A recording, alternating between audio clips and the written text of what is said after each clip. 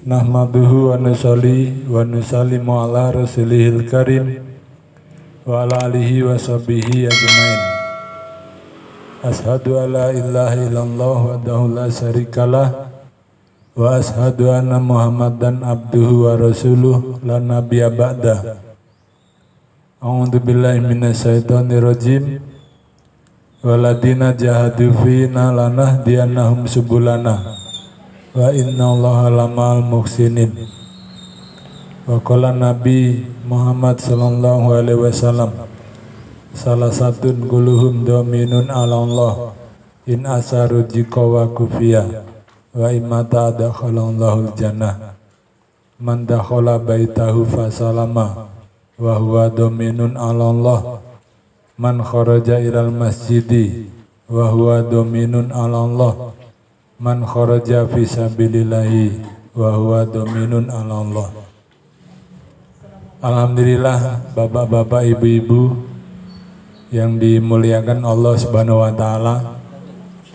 Alhamdulillah, segala puji bagi Allah yang telah mengaruniakan kepada kita nikmat iman dan nikmat Islam.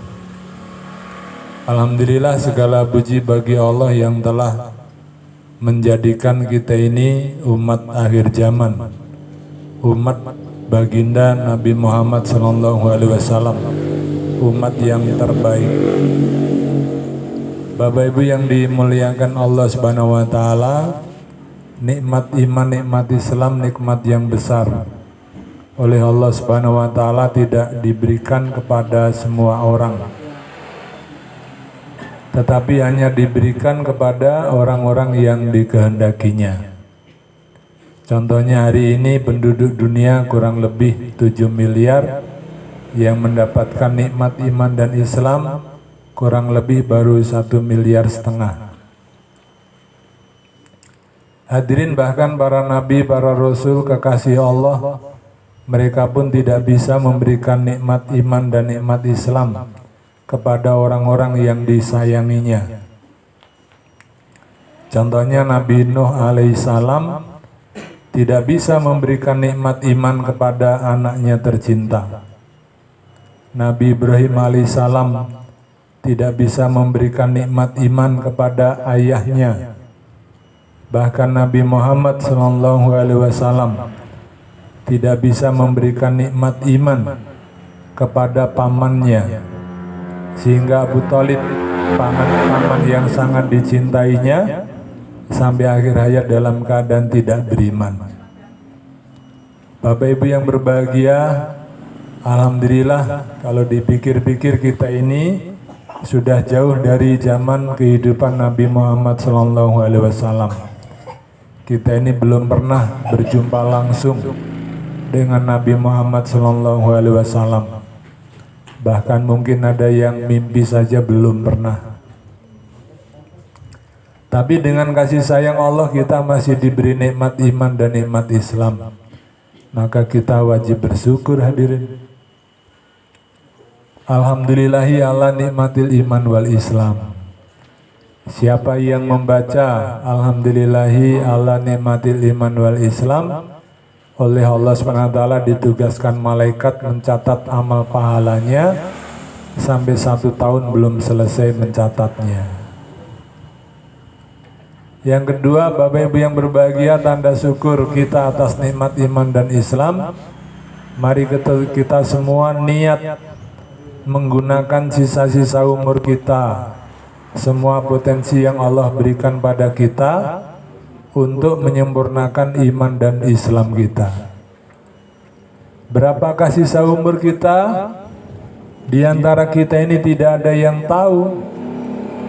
Mungkin ada yang sisa umurnya itu hanya sampai nanti sholat duhur, atau mungkin ada juga yang sampai nanti sholat maghrib. Tapi yang jelas namanya saja sisa, tentu tidak banyak.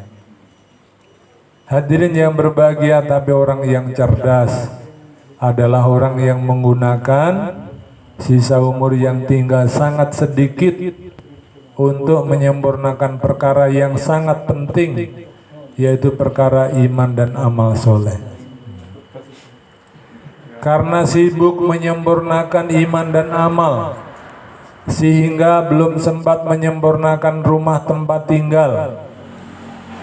Rumahnya masih nebeng di mertua, rumahnya masih ngontrak pindah-pindah. Yang bikin pun belum sempurna, lantainya masih tanah, atapnya masih daun alang-alang.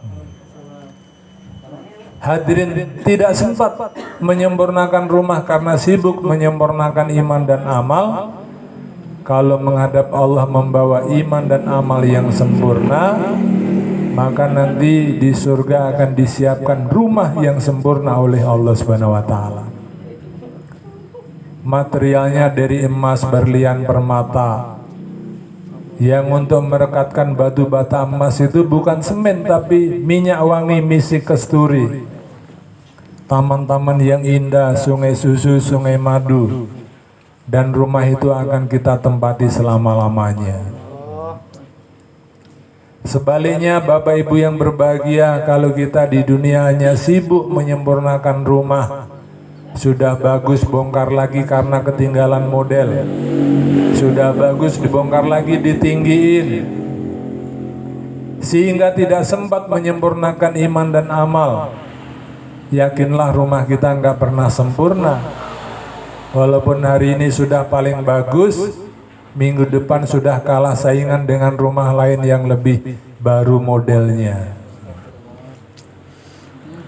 Kalau kita mati tidak membawa iman dan amal yang sempurna, maka di akhirat kita tidak punya rumah. Oleh Allah SWT dibuatkan rumah dari api di dalam neraka. Rumah yang baru jadi, kita nggak boleh tinggal lama-lama lagi kalau kita sudah mati. Tetangga keluarga akan mindahkan kita ke kuburan. Rumah baru jadi milik orang lain.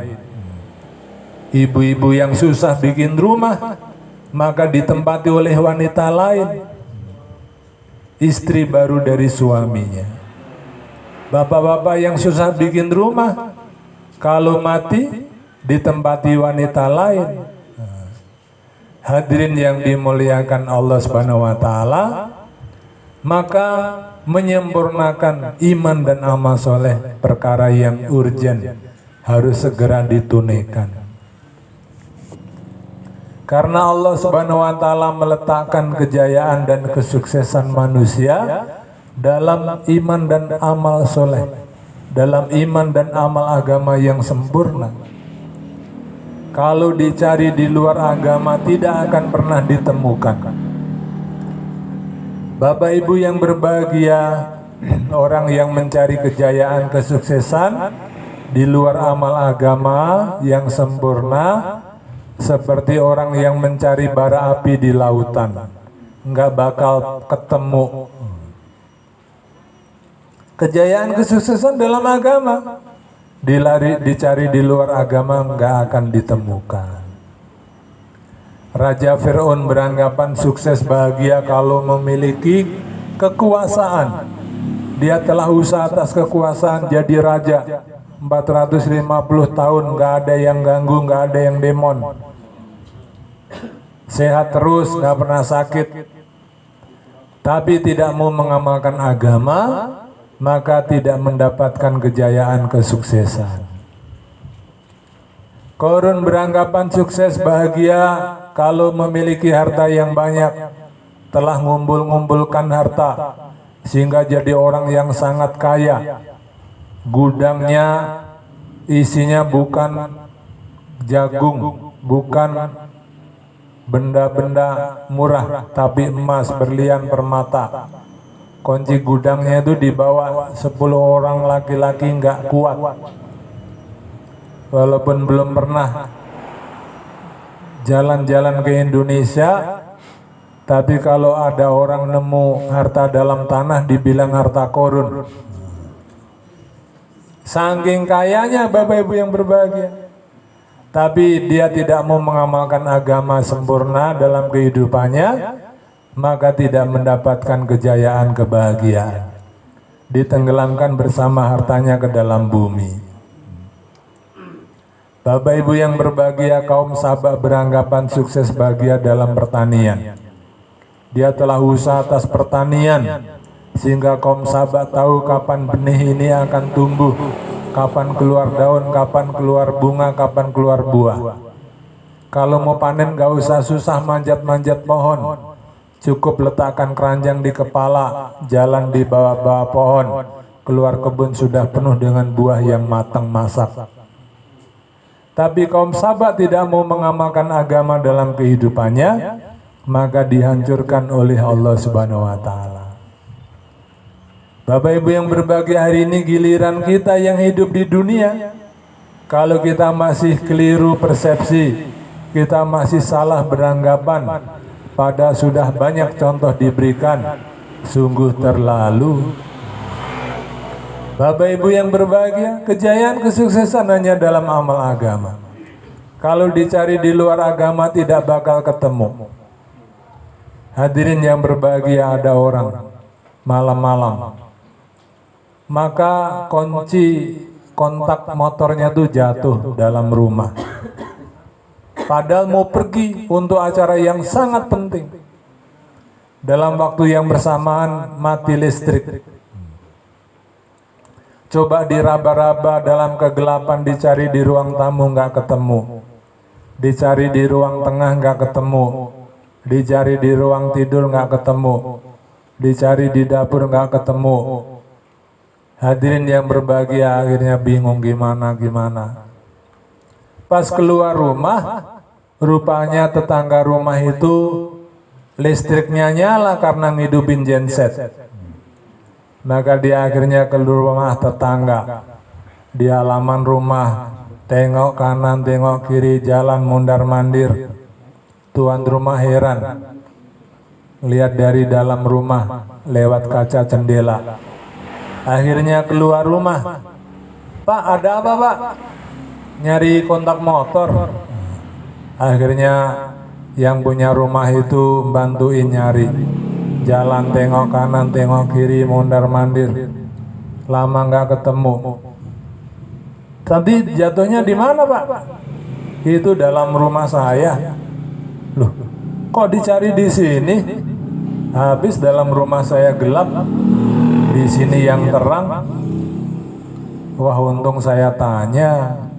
Kalau nggak tanya, dua orang yang gila ini.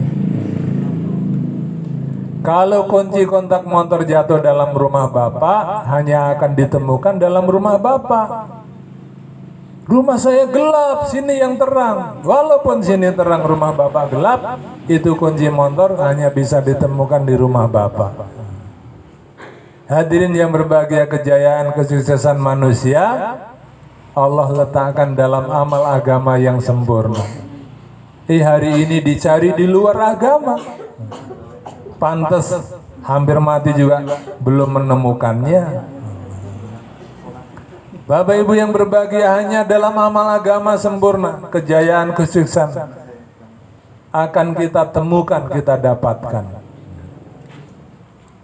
Bapak Ibu yang berbahagia, agama ini bukan bikin susah, bukan bikin repot, tapi justru agama ini bikin senang, bikin bahagia. Tapi kadang-kadang kita juga ngelirik kanan kiri, tetangga, teman-teman ya.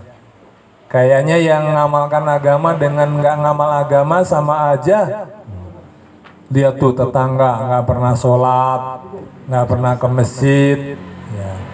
Waktu nikah dulu ngucap syahadat aja lo belepotan katanya. Tapi lihat itu hartanya banyak, rumahnya bagus, mobilnya baru, simpanan di banknya miliaran. Kelihatannya sama aja yang sholat dengan nggak sholat.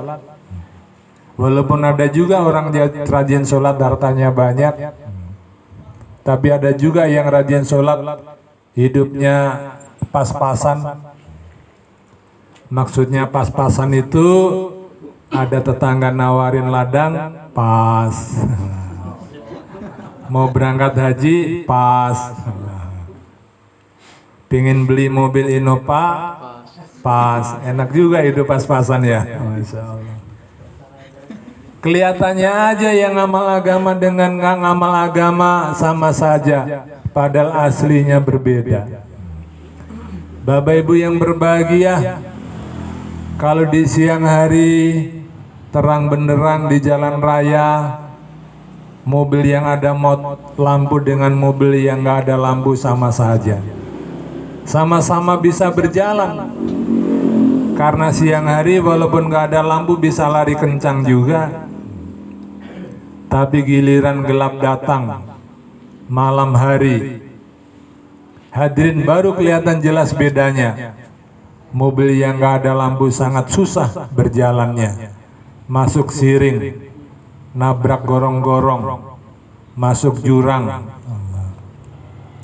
Hadirin yang berbahagia, tapi mobil yang ada lampu walaupun gelap datang tetap bisa berjalan dengan lancar, dengan tenang sampai tujuan. Kelihatannya aja hari ini orang yang sholat dengan gak sholat sama aja, orang yang amal agama dengan gak ngamal agama sama saja. Tapi ketika kematian datang, malaikat Jibril jabut nyawa, kelihatan jelas sekali perbedaannya. Orang yang gak pernah sholat, orang yang gak mau ngamal agama, sakaratul maut dihadapi dengan penuh penderitaan. Ada yang sakaratul maut berhari-hari, berminggu-minggu, mati enggak, hidup enggak, melotot-melotot, kejang-kejang, meronta-ronta. Hadirin, karena tidak ada amal agama, maka kematian dihadapi dengan penderitaan. Karena mati ini sakit, hadirin. Pernah mati? Belum, tapi yakin mati sakit. Kita ini dicabut rambutnya aja sakit, dicabut giginya sakit, dicabut kukunya sakit, apalagi kalau yang dicabut nyawanya. Maka hadirin seperti 1000 sakit dikumpulin jadi satu, dirasain sekaligus. Di dalam kubur akan disiksa, di padang mahsyar akan kepanasan karena nggak mau ngamal agama, kemudian akan masuk neraka selama-lamanya. Apalagi masuk dalam api, ibu-ibu masak pakai kayu bakar. Bukan masuk dalam api, deket-deket api saja sudah begitu panas. Hadirin yang berbahagia, sebaliknya orang yang amal agama, maka Allah SWT beri ketenangan jiwa. Sambil duduk aja bisa tidur waktu dengerin ceramah. Ketenangan jiwa Allah berikan. Kematian dihadapi dengan gembira, sehingga ada orang-orang soleh yang mati dengan tersenyum. Para sahabat mati dengan gembira. Demi Allah saya telah sukses. Demi Allah Tuhannya Ka'bah saya telah sukses. Ditombak musuh malah bilang demi Allah Tuhannya Ka'bah saya sukses. Ada orang soleh yang mati sedang sholat, ada yang mati sedang baca Quran, ada yang mati sedang dakwah, mati yang sangat menyenangkan. Hadirin yang berbahagia, di dalam kubur tidak disiksa. Ada yang sudah dikubur bertahun-tahun karena pelebaran jalan dipindahin. Kuburnya itu bangkainya, badannya itu nggak rusak, nggak busuk, kain kafannya nggak rusak. Allah nampakkan bagaimana orang-orang soleh itu Allah jaga. Di padang mahsyar tidak kepanasan, kemudian di dalam surga selamanya kenikmatan dan kenikmatan. Bapak Ibu yang berbahagia, walaupun kelihatannya hari ini sama, orang yang amal agama dan enggak, tapi sesungguhnya berbeda. Orang yang amal agama dengan tidak amal agama sangat-sangat lebih enak, lebih beruntung orang yang amal agama. Kita juga perhatiin kanan kiri kita, tetangga, teman-teman. Yang punya kaki dengan nggak punya kaki beda. Enakan orang yang punya kaki. Yang punya mata dengan nggak punya mata beda.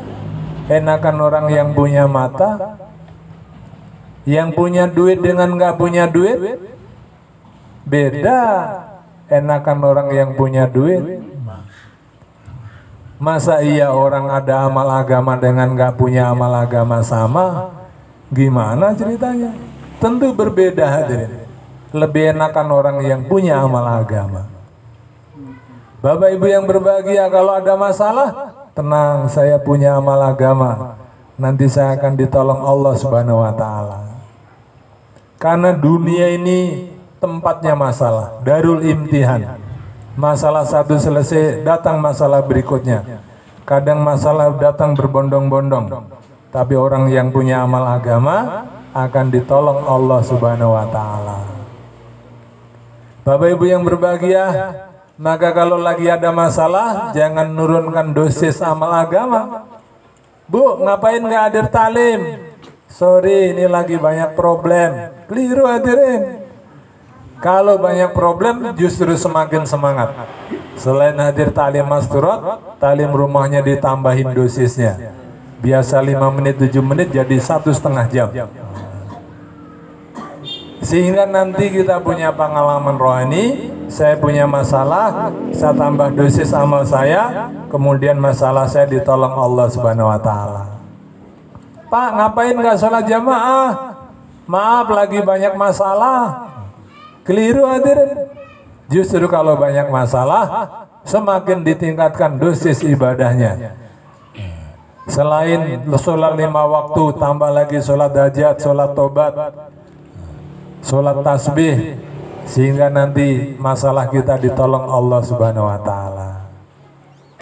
Bapak Ibu yang berbahagia, seandainya Bapak Ibu punya 199 masalah, jangan takut. Genepin masalah agama 1, nanti masalah 100 akan selesai, beres sampai ke akar-akarnya. Hadirin yang dimuliakan Allah SWT, ada orang berkhidmat melayani raja. 3 kakak beradik. 1 melayani raja, cariin rumput untuk kuda raja. Yang anak kedua melayani raja, bener-benerin taman bunga raja, nyiram yang biar nggak layu. Yang ketiga bersihin istana raja, lantainya, perabotannya. Raja gembira hadirin. Suatu hari 3 kakak beradik menghadap raja pamitan, Tuan Raja, kami telah lama melayani di sini, kami ingin pulang kampung. Oh ya, nggak apa-apa, silakan kalian pulang kampung. Tapi nggak bisa ngasih apa-apa nih. Saya hanya bisa ngasih hadiah 19 ekor onta. Tapi tolong ini dibagi hidup-hidup ya. Kamu anak pertama bagiannya separuh. Kamu anak kedua bagiannya 1/4. Kamu anak yang ketiga bagiannya 1/5. Tolong ya, ingat-ingat bagi hidup-hidup.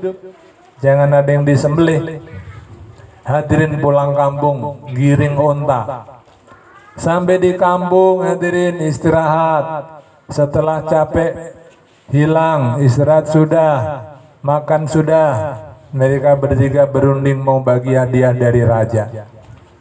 Kata anak pertama, saya bagian separuh. Separuh dari 19, 9,5. Oh, ada yang disembelih. Oh, jangan bang. Kata raja tuh nggak boleh ada yang disembelih, dibagi hidup-hidup. Ya udah dek, kamu anak yang kedua. Saya 1/4. 1/4-nya 19. Coba kalkulator pencet. 4,7. Wah, sembelih lagi nih. Jangan-jangan. Allah. Sehingga hadirin makin bingung ini. Dapat hadiah bukan seneng malah bingung. Hadirin yang berbahagia, sehingga lama gak dibagi-bagi. Suatu hari hadirin ada kiai ulama jalan-jalan naik onta lewat kampung itu. Zaman dulu ulama tuh gerak hadirin. Maka dicegat oleh kakak beradik tadi. Pak Kiai, minta maaf, ini berhenti sebentar, kami ada problem masalah. Kiai turun dari onta, ada apa? Dapat hadiah dari raja onta-onta. Suruh bagi hidup-hidup ada 19 ekor. Tapi kami nggak bisa baginya. Hadirin, maka onta Kiai tadi dimasukin dalam kandang. 19 tambah 1 jadilah 20. Apa kata raja? Saya anak pertama separuh. Ya udah, separuhnya 20 untuk kamu. Tadinya hanya dapat 9,5, dapat 10. Gembira hadirin. Anak kedua saya seperempat. Seperempatnya 20 berapa? 5. Tadinya dapat 4,7, ini dapat 5 hadirin. Lebih gembira. Yang kecil saya 1/5. 1/5-nya 20. 4. Tadinya dapat 3, sekian, ini dapat 4. Gembira hadirin. Tidak ada yang dirugikan. Anak pertama ngeluarin dari kandang 10 ekor. Anak kedua 5 ekor. Anak ketiga 4 ekor. 10 tambah 5, 15 tambah 4, 19. Pak Kiai, dalam kandang masih ada 1 ekor onta. Oh, itu onta saya. Nanti untuk ngelanjutin perjalanan. Bapak Ibu yang berbahagia, maksudnya begitu banyak problem sampai 19. Gara-gara ditambah 1 agama, jadi selesai semua masalah. Hadirin yang berbahagia, maka agama ini bukan nambah-nambahin masalah, justru akan menyelesaikan masalah. Hadirin yang dimuliakan Allah SWT, kayaknya COVID-19 ini selesai kalau ditambah 1 agama ya. Karena dosis amal agama dijauhkan, dikendorkan, justru nemen ini kan. Allah.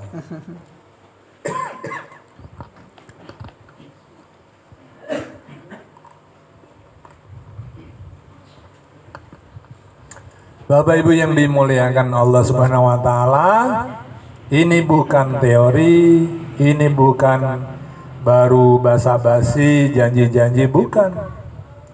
Sudah terbukti dan teruji.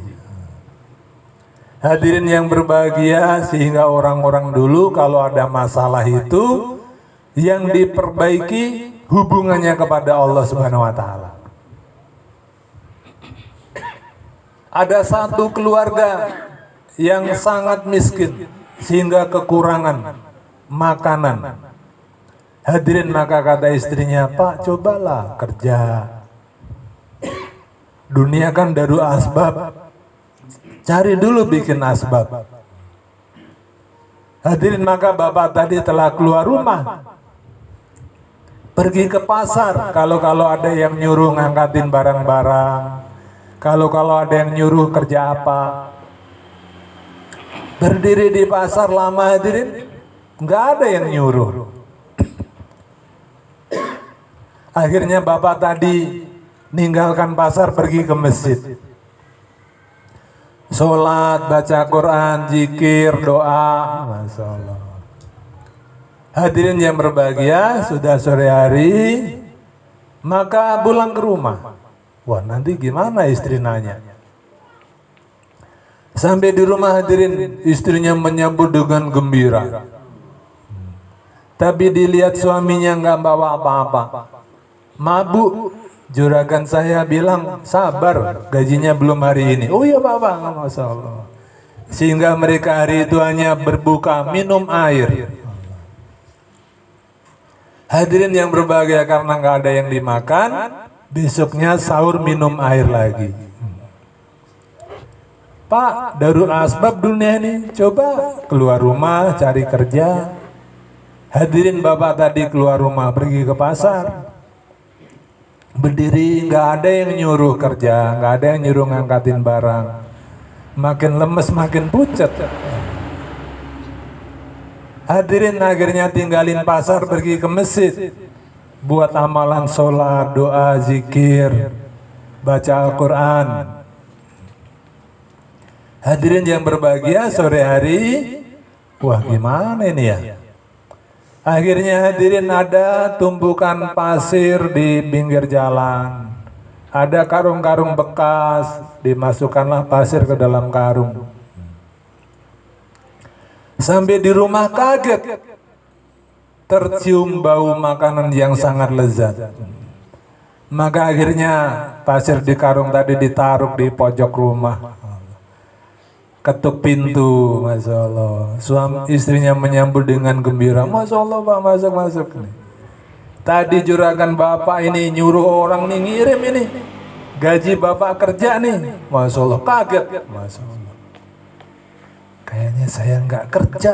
Kok ada orang nganter gaji? Ini Pak makanannya, ini katanya bonus ini. Buah-buahannya. Ini duitnya. Nah gaji yang benerannya saya simpen dalam lemari. Setelah makan nanti tak tunjukin. Hadirin setelah makan, minum, makan buah, sama istrinya ditunjukin bungkusan bagus.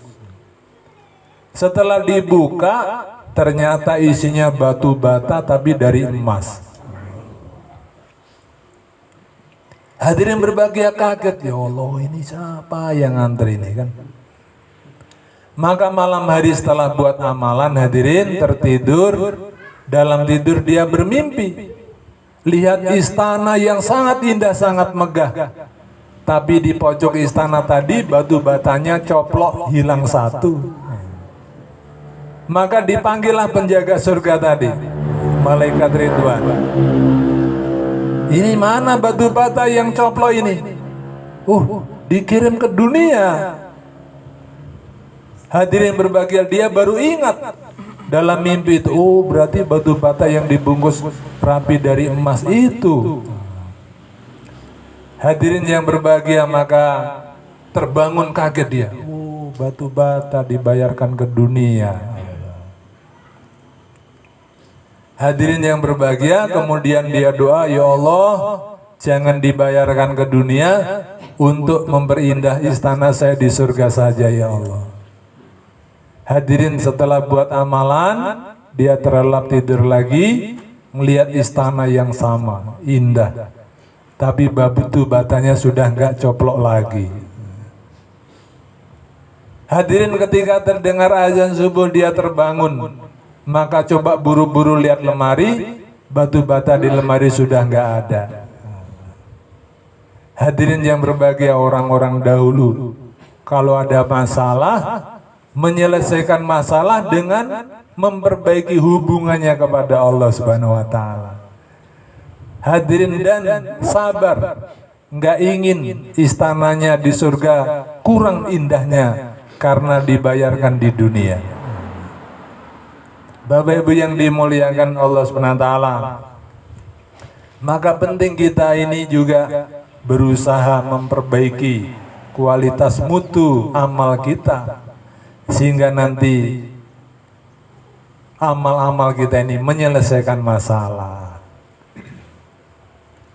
Saya sudah amal kok masih banyak problem saya ini. Hadirin, kalau kita bikin rumah, biasanya rumah dulu yang dibagus-bagusin. Walaupun WC penting tuh belakangan bikinnya. Gitu juga Bapak Ibu yang berbahagia, kalau kita bikin amal soleh, yang dibagusin surganya dulu. Sudah surga bagus, jalan menuju surga, jembatan sirotnya bagus, nggak ada gandolan-gandolannya.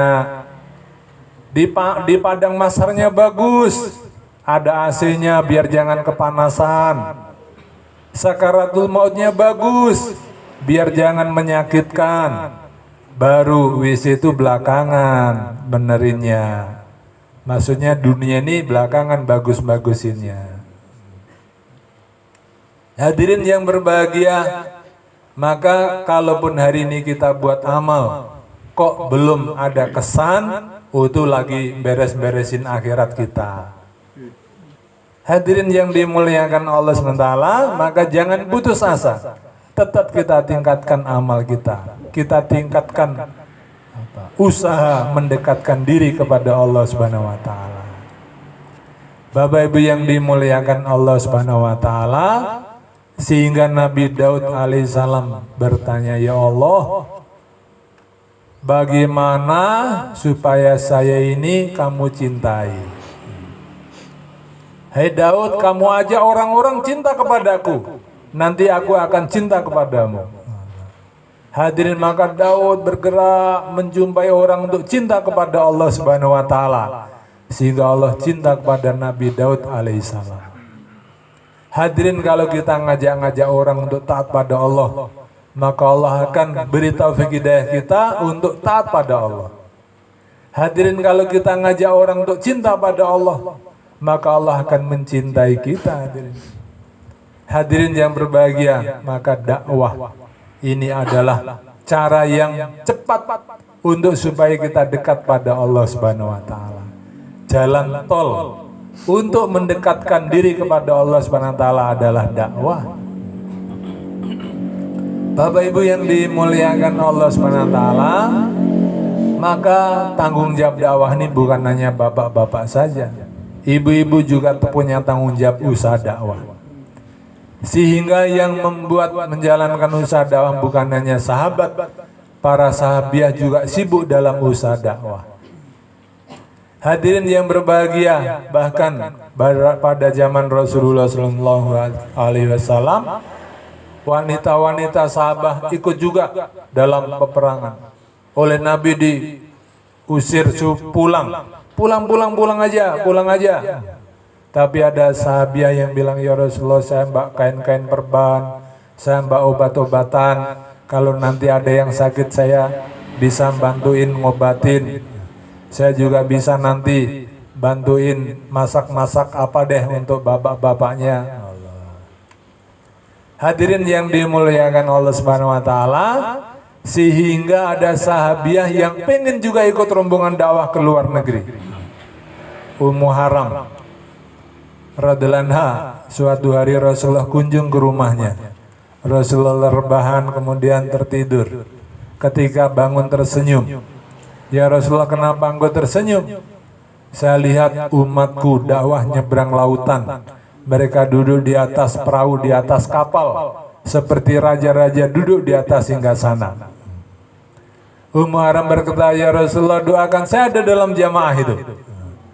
"Oh ya, kamu dalam jamaah." Hadirin, Rasulullah rebahan lagi tertidur, kemudian terbangun tersenyum. Ummu Haram bertanya, "Ya Rasulullah, kenapa engkau tersenyum?" "Saya lihat umatku dakwah nyebrangin lautan. Mereka duduk di atas kapal, di atas perahu, seperti raja duduk di atas singgasana."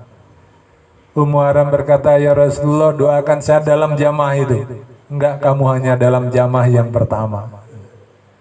Hadirin yang berbahagia, ini sabda Rasulullah SAW baru terbukti terwujud pada zaman Khalifah Utsman radhiyallahu anhu. Beliau telah memberangkatkan rombongan ke Siprus, Spanyol, Eropa, yang di dalamnya ada Ummu Haram radhiyallahu anha. Hadirin, maka di dalam kabar dia teringat sabda Rasulullah SAW. Bapak Ibu yang berbahagia, tapi ketika perjalananmu balik dia jatuh dari keledai sehingga syahid mati, dikuburkan di Siprus. Bapak Ibu yang dimuliakan Allah SWT, bukti bahwa usaha dakwah ini dulu dijalankan oleh bapak-bapak dan ibu-ibu. Hadirin yang dimuliakan Allah SWT, maka sangat penting hari ini kita juga akan menghidupkan lagi usaha dakwah. Bapak-bapak, ibu-ibu bergerak bersama-sama untuk melanjutkan usaha dakwahnya Rasulullah SAW. Bapak Ibu yang berbahagia, dan bapak-bapak, ibu-ibu sangat ditunggu-tunggu oleh umat di seluruh dunia. Dari negeri manapun di dunia ini sangat menanti orang-orang Indonesia. Hadirin yang berbahagia, karena memang punya sifat untuk dakwah, kelembutan dan kasih sayang, sehingga kalau di musim haji orang-orang Indonesia disenangi oleh pengunjung haji dari negeri-negeri lain. Bapak Ibu yang berbahagia, maka penting kita niat untuk dakwah ke seluruh dunia. Pak, saya ini nggak bisa ngomong. Wah, cocok ini kalau nggak bisa ngomong, malah nanti orang sana nggak kesinggung. Senyum-senyum, tahu-tahu orang dapat hidayah. Masya Allah. Jangan khawatir, nanti ada penterjemah. Sebagaimana jamaah masturat dari luar negeri ke sini, ada penterjemah. Kalau bapak-bapak, ibu-ibu ke luar negeri, jangan khawatir, nanti ada yang menterjemahkan. Hadirin yang dimuliakan Allah SWT, maka ini cara yang terbaik untuk kita mendekatkan diri pada Allah SWT, yaitu kita keluar di jalan Allah SWT. Harta diri kita korbankan di jalan Allah. Karena harta kita yang sebenarnya itu yang kita korbankan di jalan Allah. Bapak Ibu yang berbahagia, seorang sahabat mengadu, ya Rasulullah, saya kok takut mati ya. Rasulullah bersabda, wahai sahabat, korbankan apa yang kamu cintai untuk agama. Kirimkan yang kamu cintai ke akhirat. Hadirin, maka sahabat tadi telah mengorbankan harta yang dicintai untuk agama. Hadirin, maka menghadap, ya Rasulullah, saya kok jadi rindu dengan kematian. Karena yang dicintai sudah dikirim ke akhirat, yang di dunia tinggal sisa-sisa dikit. Maka pantas orang begini bisa mati dengan tersenyum. Waktu mau mati dinampakkan pemandangan akhirat, istana yang indah dari emas berlian permata, sungai susu, sungai madu, taman-taman yang indah. Pas nengok ke belakang, yang mau ditinggalin rumah gubuk reot, sepeda pancal, kasur sudah butut. Wah, cocok kalau mati tersenyum begini. Coba hadirin, kalau yang dicintai belum dikirim ke akhirat, masih ditumpuk-tumpuk di dunia. Waktu mau mati dinampakkan pemandangan akhirat, rumah nggak ada, dari api lagi rumahnya. Ular yang besar, kalajengking, kelabang, malaikat Malik yang bengis. Nengok ke belakang, mobil baru, rumah bagus, deposito di bank miliaran. Susah mati tersenyum begini, hadirin. Bapak Ibu yang berbahagia, maka sangat penting belajar korbankan apa yang ada untuk agama. Itulah milik kita yang sebenarnya. Untuk anak-anak gimana? Loh, kalau anak-anak ini orang takwa, dijamin rezekinya oleh Allah Subhanahu wa taala. Kalau anak-anak ini nggak beriman, nggak bertakwa, ngapain dimodalin untuk maksiat? Hadirin yang berbahagia, kita yang dipukuli, yang dihisap, anak-anak yang pakai hura-hura. Alangkah sengsaranya kita ini. Ini ngajak bubar-bubaran? Enggak. Karena harta benda yang kita korbankan untuk agama, hadirin, dijanjikan oleh Allah, akan Allah ganti yang lebih baik. Tidak habis, Allah ganti dengan yang lebih baik, yang lebih mulia. Karena harta benda yang kita korbankan untuk agama ini seperti daki yang kita buang dari badan kita. Daki, kita mandi, bersih. Jangan khawatir nanti numbuh lagi, Bu. Jangan khawatir nanti ada lagi, Pak.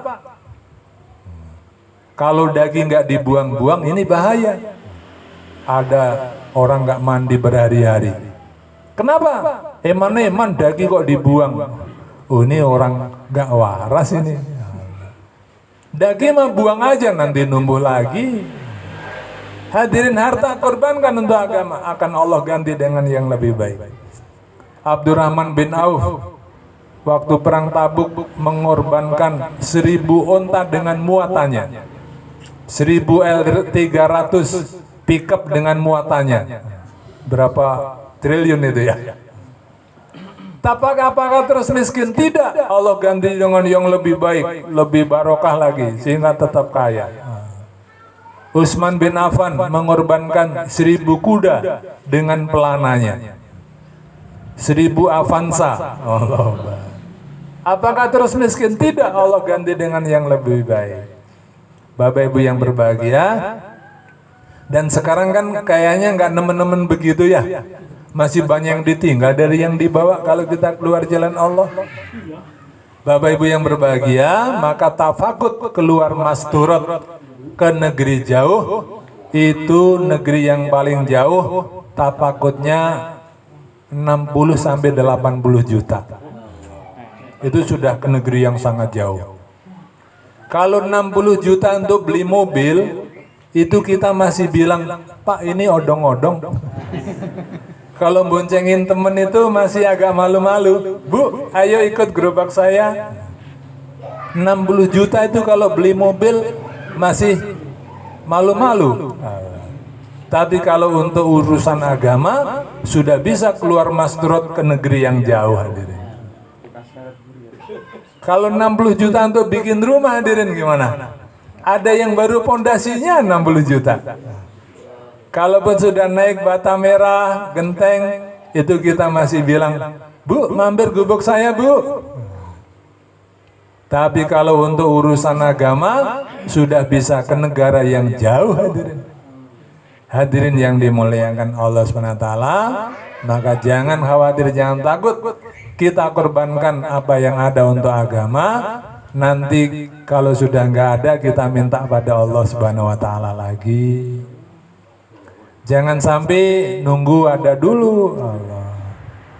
Ada anak kecil, di mulutnya penuh makan roti, di pangkuannya penuh dengan roti, di kanan kirinya penuh dengan roti, tapi masih teriak, Bu, minta roti. Waduh. Kata ibunya itu, dulu habisin, nanti tak kasih lagi. Hadirin, kanan kiri kita sudah Allah kirim dengan nikmat yang banyak berupa harta. Ini mau keluar ke negeri jauh, korbankan dulu apa yang ada. Insyaallah, hadirin. Bapak Ibu yang berbahagia, maka alhamdulillah Mas Turut ke Kolombia dari Medan telah mengislamkan 156 orang. Jamaah Mas Turut dari Lampung, Ustadz Idawi Samsi, Imam Masjid Al-Kiram, ya, telah mengislamkan 4 orang. Allah. Hadirin yang berbahagia, maka penting ini orang-orang di luar negeri haus dengan agama. Kalau ngasih minum sama orang haus itu langsung diambil. Maka penting, Pak, Bu, kita niat untuk dakwah ke luar negeri. Insya Allah. Gimana kalau dalam negeri aja, Pak? Dekat-dekat aja lah kita ini kan. Hadirin yang berbahagia, ada orang tuh hanya dekat-dekat aja dakwahnya itu kan. Maka dengan rahmat Allah akhirnya masuk surga lah kan. Maka ngobrol dengan tetangganya di surga itu, Bu, pernah di dunia? Pernah. Dunia mana aja yang Ibu pernah injak? Sumedang, Mandala. Waduh, jadi nggak los ngobrolnya kan. Bu, dunia bukan itu. Ada Amerika, ada Jepang, ada Arab Saudi. Coba kalau bapak-bapak ibu udah keliling dunia dalam usaha dakwah kan, ngobrol dengan tetangga di surga. Bu, pernah di dunia? Pernah. Mana aja? Jepang pernah, Amerika, ke Korea, ke Rusia. Rusia yang lagi perang itu? Enggak, Rusia itu kan enggak semua perang. Ada juga yang aman. Oh, Masya Allah. Jadi asik ngobrolnya ya.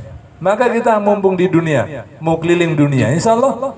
Kalau sudah mati enggak, apakah saja lagi keliling dunia?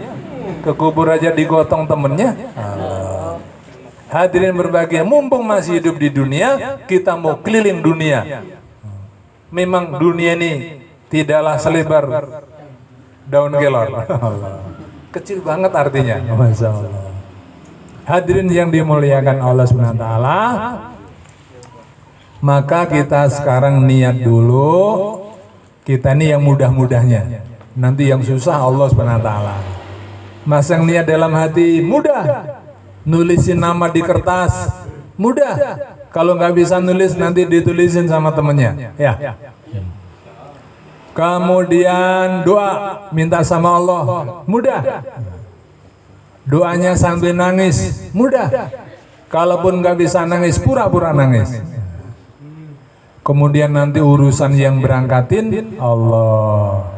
Urusan yang susah-susah, Allah. Kayak Bapak Ibu kalau lagi bertani, gemburkan tanah, cangkul-cangkul, mudah. Naruh benih di tanah, mudah.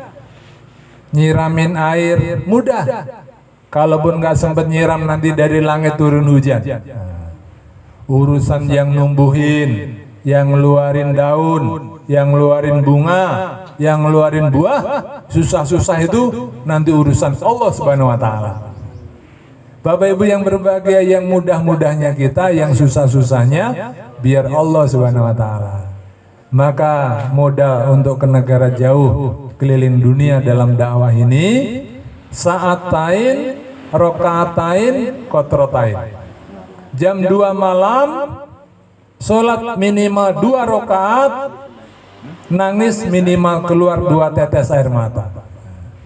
Jam 2 malam, bangun, sholat 2 rokaat. Rokaat pertama baca Yasin 41 kali. Rokaat kedua baca kulhu 1000 kali. Kalau semua kulhu sekali-sekali gimana rokaat pertama kedua? Wah, kurang dosis. Wah, nggak kuat ya, udah kulhu dulu latihan, nanti lama-lama kuat. Nangis minimal keluar 2 tetes air mata. Sehingga kalau orang kafir keliling dunia mengandalkan dolarnya, kita orang beriman keliling dunia mengandalkan pertolongan Allah Subhanahu wa Ta'ala. Bapak Ibu yang berbahagia, maka sekarang waktunya taskil, ya. Jangan berebut, nggak usah desek-desekan, semua boleh niat, semua boleh catatin nama, dan semua akan diterima untuk keluar di jalan Allah Subhanahu wa Ta'ala.